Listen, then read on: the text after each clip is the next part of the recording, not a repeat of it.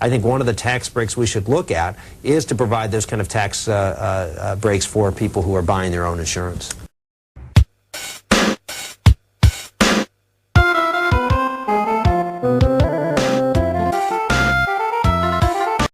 But let me just come to one point.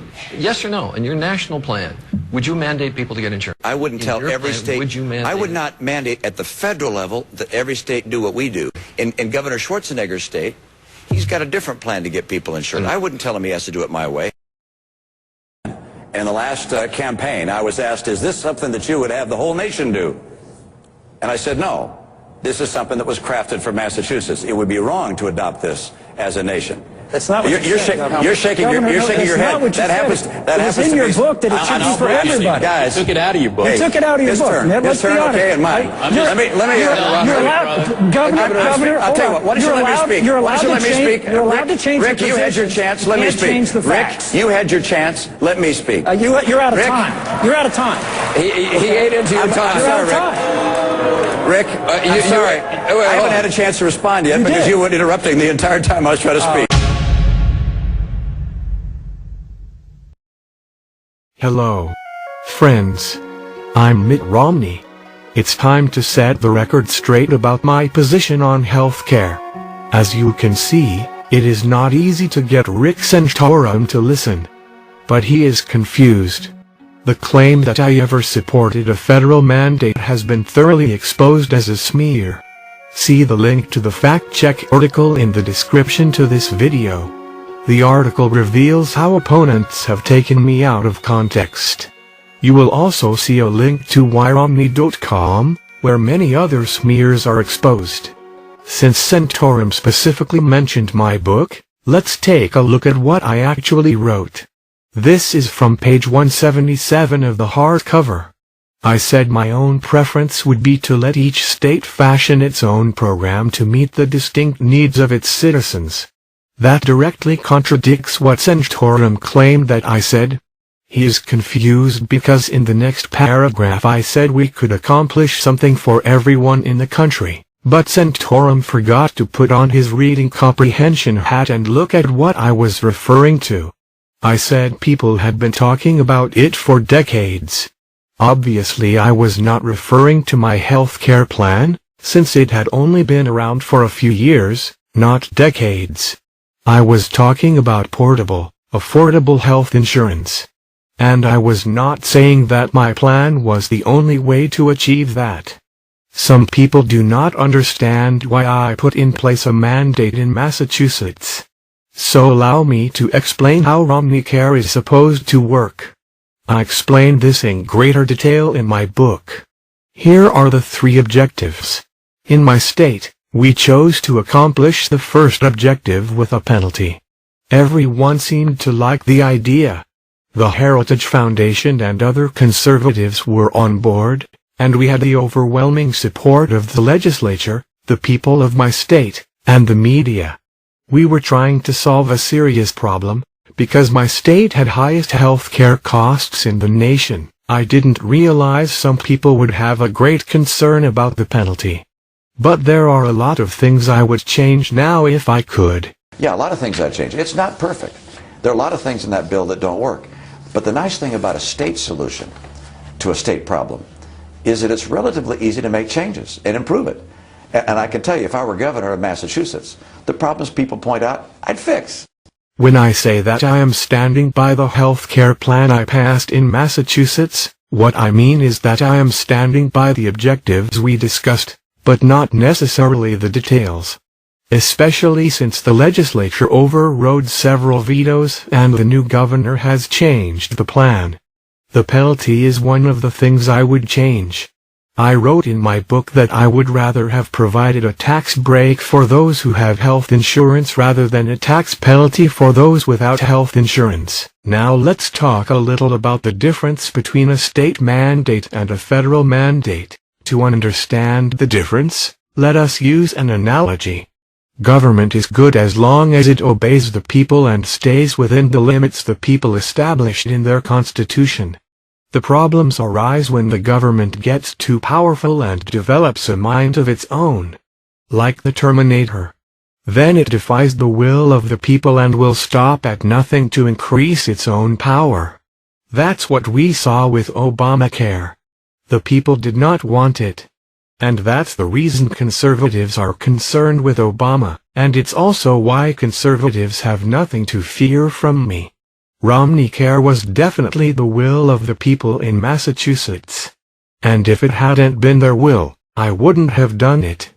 And that is one more critical difference between state and federal programs. At the state level, the people are always in control. A state can't get powerful enough to become a terminator because it always has to compete with 49 other states. That built-in safety valve is why the founders focused so much on states' rights. The Massachusetts Constitution, as penned by John Adams, makes clear that its government is for the happiness of the people, and the people have a right to totally change it whenever they see fit. Mandates were common at the state level. For instance, John Hancock more than once mandated that virtually all men furnish themselves, at their own expense, with a musket, rod, bayonet, flint, and knapsack, or else pay a fine. Hancock's Massachusetts mandates were soon copied by other states and, under federal militia authority granted in the U.S. Constitution, ultimately inspired a federal militia mandate enacted under President George Washington. Federal mandates were an exception, as the Constitution only grants the federal government power to act in such a way under a few rare circumstances. Much is said about the Commerce Clause, but the Founding Fathers only used the Commerce Clause to enact one mandate, and it was only related to navigable waters since the states had no jurisdiction there, and therefore the federal government was not infringing on the states. Like the Founding Fathers, Ronald Reagan supported the right of states to exercise wide discretion with respect to how they govern themselves. As Reagan explained, the nature of our constitutional system encourages a healthy diversity in the public policies adopted by the people of the several states according to their own conditions, needs, and desires. In the search for enlightened public policy, individual states and communities are free to experiment with a variety of approaches to public issues. 200 years earlier, James Madison explained the same concept. The powers delegated by the proposed Constitution to the federal government are few and defined. Those which are to remain in the state governments are numerous and indefinite. While states keep each other in check through competition, the federal government has no one to keep it in check except its own branches. Perhaps the single most destructive consequence of applying a mandate at the federal level is that it takes away our ability to measure the effectiveness of the mandate. To put this in terms of science, it removes the controls. For instance, if conditions worsen after a federal mandate goes into effect, the federal government can claim conditions would have been even worse without the mandate. The federal government gets away with this because there are no controls to prove otherwise. However, if conditions improve after a federal mandate goes into effect, the federal government attributes the improvement to the mandate. In contrast, when an individual state implements a mandate, it can compare its progress with trends across the other states. If conditions worsen or improve, the state can ask how conditions have fared compared with other states. Let's look at some of the state mandates imposed by the Founding Fathers. At the time of the founding, it was common for states to mandate public service. If anyone was appointed to town office and said no, they had to pay a monetary penalty.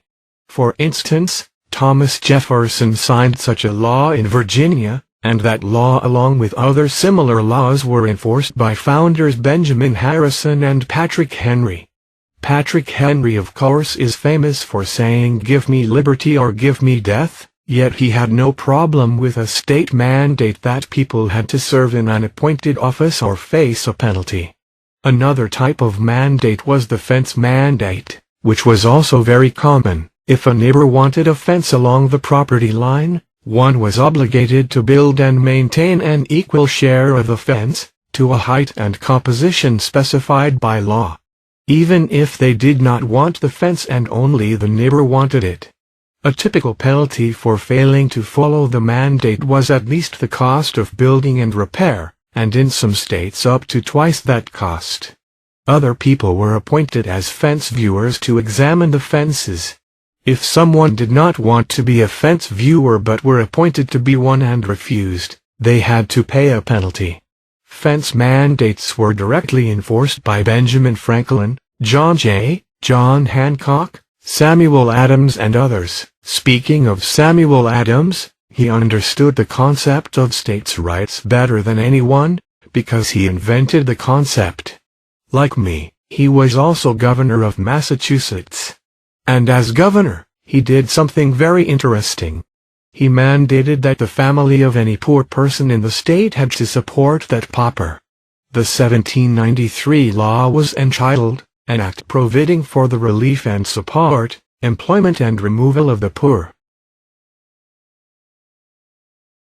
Will the Tea Party movement, which derives its name from an act of American Revolution which took place in Massachusetts, hold this law against this founding father from Massachusetts who was a signer of the Declaration of Independence, just as the founding fathers understood that state mandates were different from federal mandates? I understand the difference, and just like the founding fathers, I have no desire to cross that line. I will repeal Obamacare as I have always said I would do. I hope you have enjoyed our discussion. To clear up confusion on all aspects of my healthcare position that we have not had time to discuss today, make sure to visit this URL. Thank you.